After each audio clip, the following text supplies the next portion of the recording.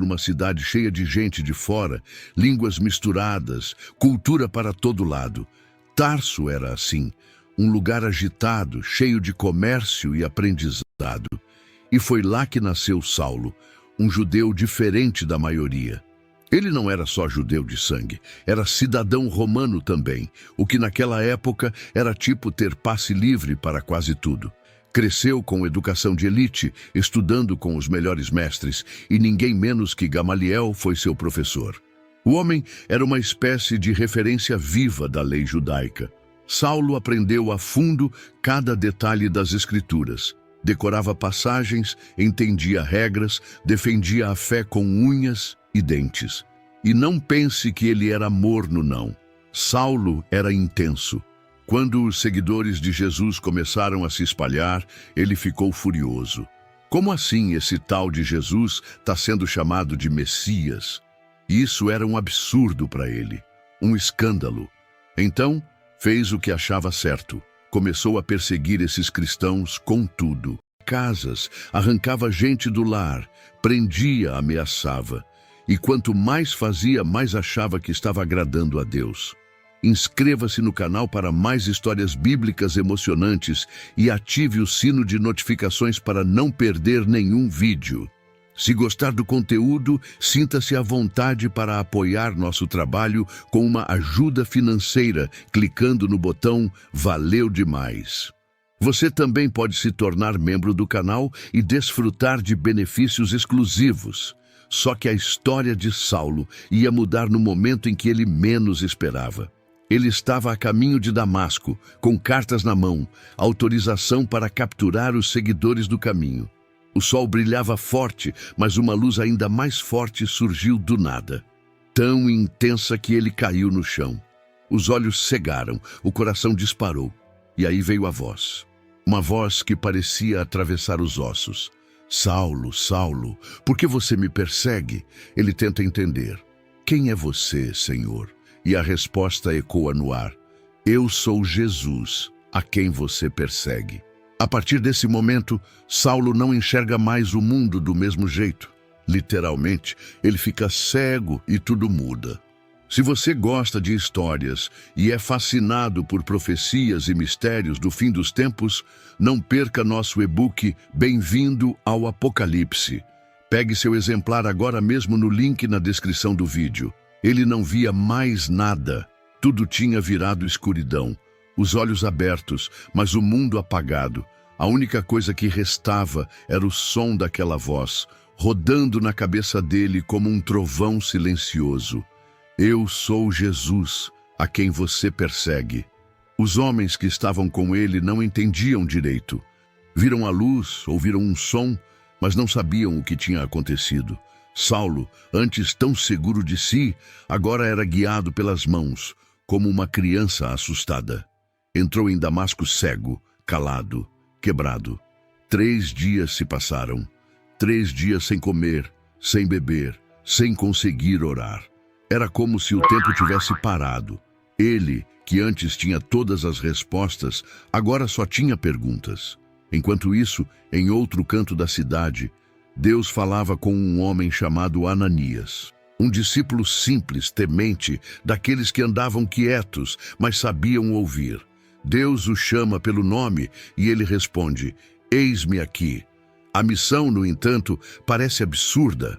Vai até a casa de Judas, na rua direita, e procura um homem chamado Saulo. Ananias gela. Senhor, esse homem tem causado terror em Jerusalém. Ele veio aqui para prender a gente. Mas Deus insiste. Vai. Ele é um instrumento que escolhi. Vai levar o meu nome diante de reis, de gentios, de filhos de Israel. E vai sofrer por isso. Ananias treme, mas obedece. Bate a porta, entra na casa e encontra Saulo. Imagina a cena, o perseguidor e a presa. Mas naquele momento não havia medo, só silêncio. Ele se aproxima, coloca as mãos sobre os olhos cegos de Saulo e diz, Irmão Saulo, o Senhor Jesus que te apareceu no caminho me enviou para que você volte a ver e fique cheio do Espírito Santo. De repente, algo como escamas caiu dos olhos de Saulo. Ele vê, mas vê tudo diferente agora. Ele se levantou. Os olhos já enxergavam, mas o que mais brilhava agora era por dentro. Saulo, aquele que chegou a Damasco como caçador, se levanta do chão como um homem transformado. A primeira coisa que faz, se batiza, na hora, como quem entende que o passado ficou para trás, e uma nova história começa ali mesmo, naquela água simples, mas carregada de sentido. Só que não pense que tudo ficou fácil. Imagina a reação das pessoas. Os seguidores de Jesus ficaram desconfiados, de olho arregalado. Era uma armadilha, uma farsa. Já os antigos aliados de Saulo, esses ficaram furiosos. Como assim ele agora prega o que antes queria destruir? Mas Saulo não se esconde. Vai logo para as sinagogas, começa a falar com firmeza. Jesus é o Filho de Deus. O mesmo homem que causava medo, agora é quem está sendo ameaçado. As palavras dele são afiadas, cortam, confrontam. Os líderes religiosos começam a tramar em segredo, querem dar fim a esse novo traidor da fé. A tensão só cresce. E quando descobrem que há um plano para matá-lo, os discípulos de Damasco fazem algo inesperado. Durante a noite, colocam Saulo dentro de um cesto e o descem pela muralha da cidade. Um fugitivo, um homem em fuga não por covardia, mas por propósito. Ainda não era o fim, era só o começo. Ele volta para Jerusalém tentando se juntar aos discípulos, mas a história dele ainda pesava nos ombros. Ninguém queria se aproximar. Até que aparece Barnabé, um homem de coração largo, que já enxergava além das aparências. Ele pega Saulo pela mão, o apresenta aos apóstolos, conta tudo o que viu e ouviu. Com isso, a porta começa a se abrir, devagar, mas firme. E é nesse cenário de desconfiança e recomeço que um novo personagem se prepara para entrar na caminhada. Alguém que não estava ali desde o início, mas que se tornaria um companheiro de missão, como nenhum outro. Enquanto Paulo começava a ganhar espaço entre os irmãos e espalhar a mensagem com ousadia, as viagens missionárias viraram parte da rotina dele.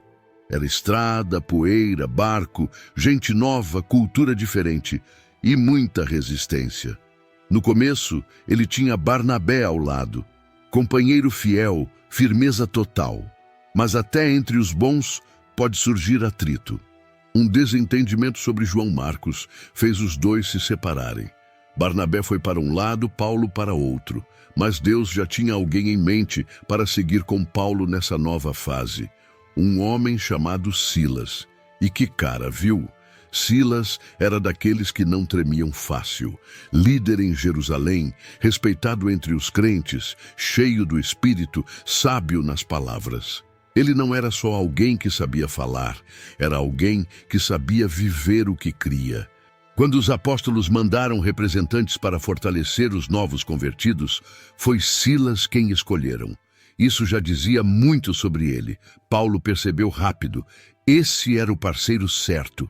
Não era só sobre ter fé, era sobre aguentar o tranco da missão. Porque onde Paulo passava, ou tinha avivamento, ou confusão, às vezes os dois ao mesmo tempo, Silas topou o chamado sem pestanejar.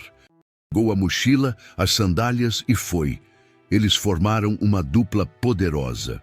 Paulo com aquele jeito direto, pensamento afiado, e Silas com uma presença serena que equilibrava a intensidade.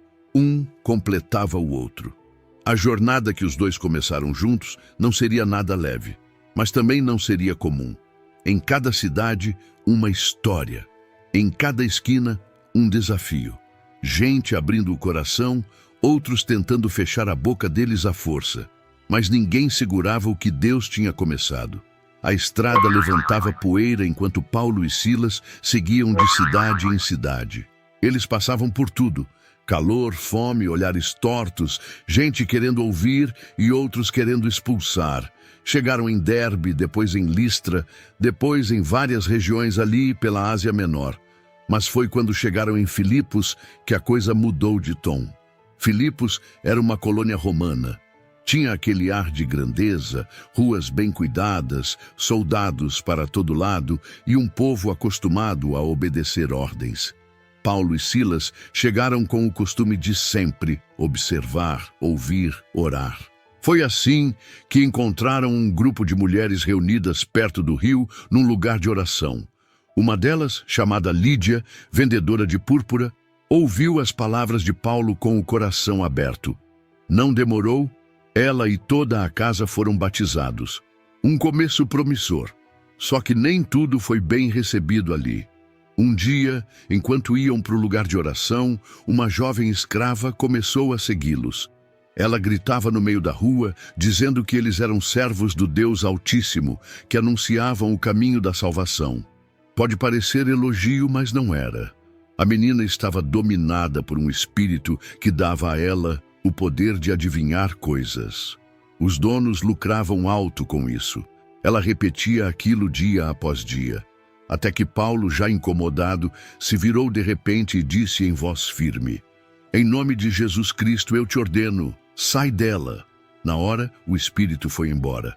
A menina ficou livre, mas os donos dela perderam a fonte de dinheiro.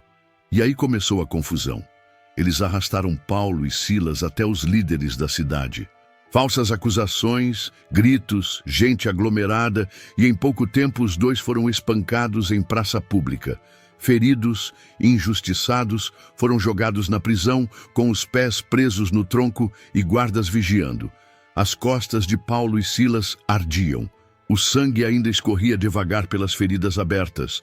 O chão da prisão era frio, sujo e o ar carregado de um silêncio pesado. As mãos estavam presas, os pés amarrados no tronco de madeira. Nenhum conforto, nenhuma explicação. Só a dor, a injustiça e a escuridão.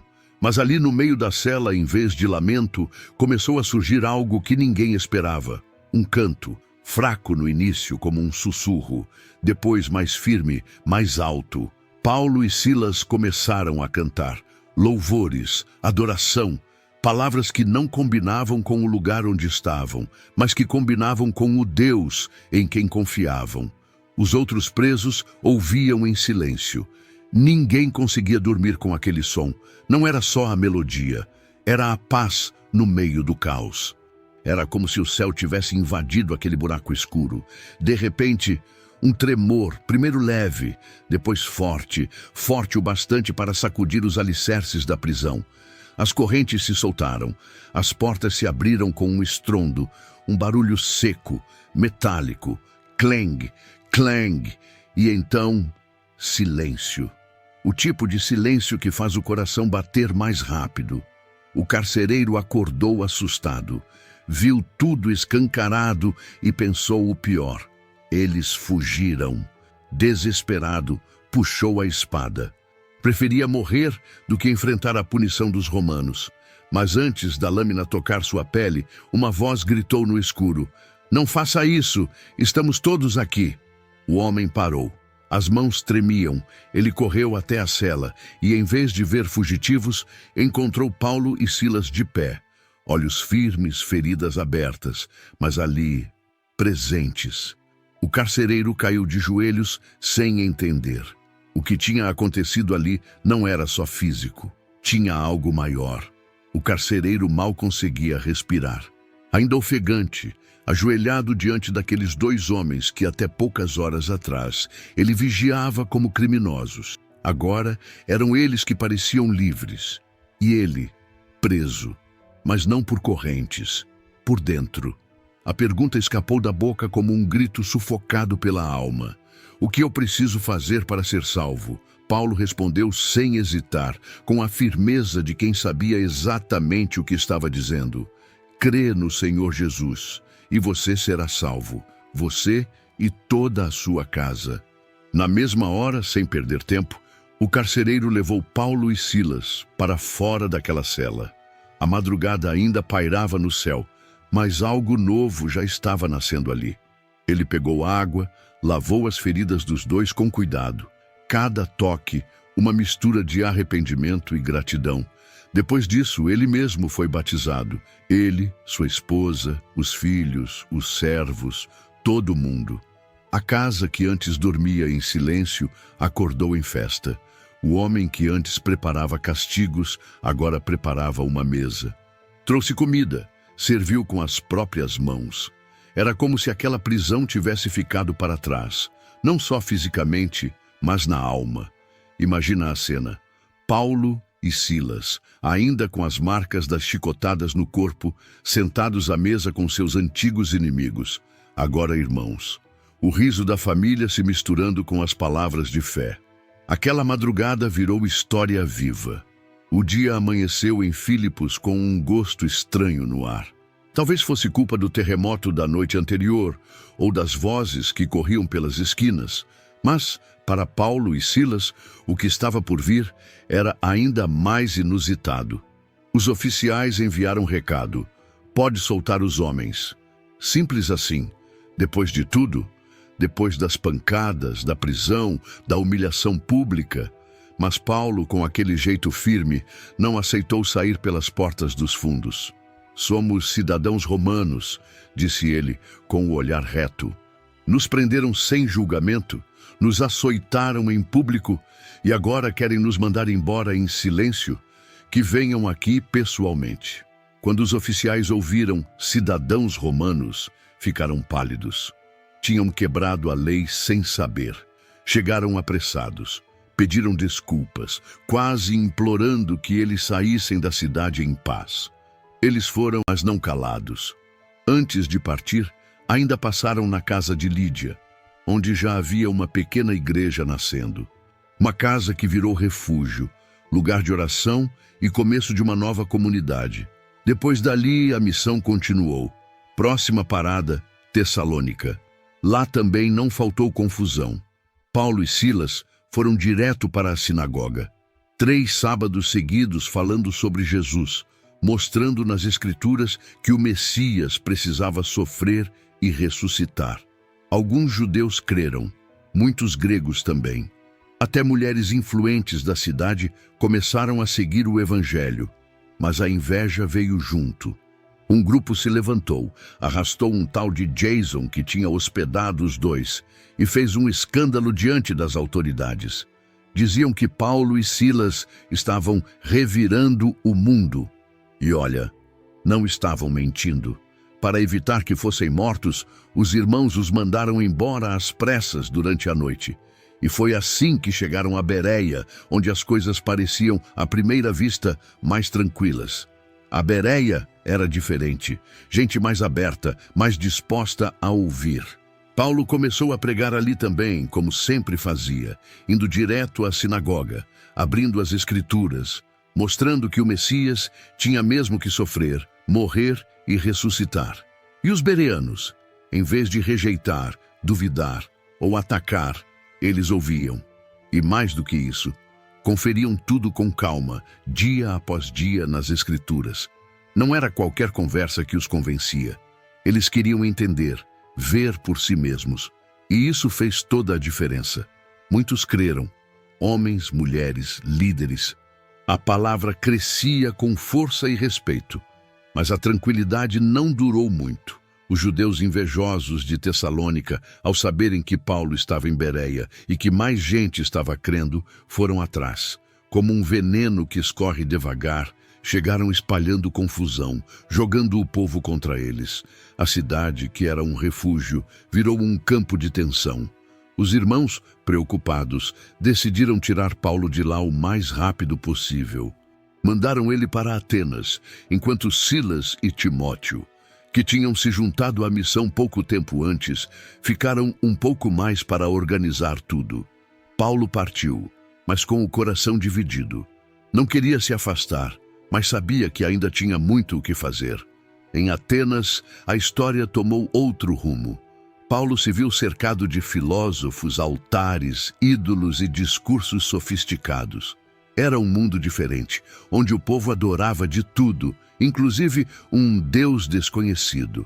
E foi ali que ele, com sabedoria e coragem, se levantou no meio do Areópago para falar de um Deus que não habita em templos feitos por mãos humanas. Um Deus que não estava longe de ninguém. Enquanto isso, Silas e Timóteo se preparam para reencontrá-lo. porque a missão não tinha pausa. O tempo passou, as viagens continuaram. Paulo reencontrou Silas, Timóteo seguiu junto, e o trio rodou cidade após cidade, levando a mensagem onde fosse possível, e às vezes onde parecia impossível. Corinto foi uma delas, cheia de idolatria, comércio, promiscuidade, mas também cheia de gente cansada por dentro, com sede de verdade. Paulo ficou ali mais de 1 ano e meio, trabalhou com as mãos, pregou com a boca e se entregou com o coração. Silas seguiu com ele durante parte dessa jornada, mas aos poucos os caminhos foram se desenhando de forma diferente. Não por briga, nem por desentendimento. Era direção, missão. Silas aparece depois nas cartas de Pedro, ainda ativo, ainda firme. Um daqueles que não gostam de holofotes, mas fazem um estrago no mundo espiritual onde passam. Já Paulo, Paulo, ele seguiu até o fim com a mesma coragem de sempre. Enfrentou prisão em Jerusalém, julgamento diante de governadores, quase naufragou no mar. Chegou em Roma preso, mas com a palavra solta. Escreveu cartas que atravessaram gerações, cartas que ele ditava de uma cela, acorrentado, mas com a mente e o espírito completamente livres. Os anos passaram. O corpo ficou mais fraco, mas o fogo dentro dele não apagou. Ele sabia que o fim estava perto, não por medo, mas por certeza. Em sua última carta, escrita a Timóteo, ele abriu o coração como um pai que se despede de um filho. Combati o bom combate, terminei a corrida, guardei a fé. Foi ali, em Roma, provavelmente sob o governo de Nero, que Paulo foi executado, decapitado, silenciosamente, sem multidões, sem aplausos, mas com o céu de pé. E é olhando para toda essa trajetória, das ruas de Tarso até o chão frio de uma prisão, que a gente começa a entender o que esse tipo de fé pode ensinar para quem também vive entre dores, chamados e prisões invisíveis. É impossível olhar para a história de Paulo e Silas e sair do mesmo jeito. Não é só sobre viagens, prisões e pregações. É sobre coragem para obedecer, mesmo quando tudo parece errado. É sobre cantar no escuro, com as costas sangrando e o futuro incerto. É sobre confiar tanto em Deus que nem a cadeia consegue segurar o propósito.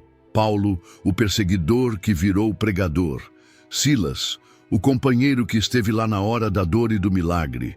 2 homens que não buscaram fama, mas marcaram a história. Eles mostram que Deus não escolhe os mais bonitos, nem os mais fortes. Ele escolhe os disponíveis. Gente comum, com coração aberto. Gente que topa dizer sim, mesmo quando não faz sentido. A gente aprende com eles que o lugar de maior impacto às vezes não é o palco, é a prisão. Que a voz que ecoa mais longe é a que canta no meio da dor. Que a fé não depende de sentir, mas de crer. Mesmo com medo, mesmo sem garantias. Aprende também que o evangelho não é confortável. Ele exige entrega, exige renúncia, mas, ao mesmo tempo, enche a vida de propósito. Paulo e Silas viveram com intensidade e terminaram com paz, porque sabiam para quem estavam vivendo. E quando a gente pensa que tudo acabou ali, a verdade é que não. Porque cada carta escrita, cada pessoa alcançada, cada igreja formada, tudo isso continuou, cresceu, chegou até aqui. A fé que hoje você carrega, talvez, começou num daqueles dias em que eles estavam sendo perseguidos, mas não pararam. Então, a pergunta que fica é simples, mas profunda. Se Deus te chamasse hoje para fazer parte de algo assim, não perfeito, não fácil, mas cheio de sentido, você diria sim? Se você gostou da história de Paulo e Silas e quer continuar acompanhando outras histórias de fé e superação, não deixe de curtir esse vídeo e compartilhar com quem você ama. E claro, inscreva-se no canal para não perder nenhum conteúdo novo. Juntos, vamos explorar mais lições poderosas da Bíblia.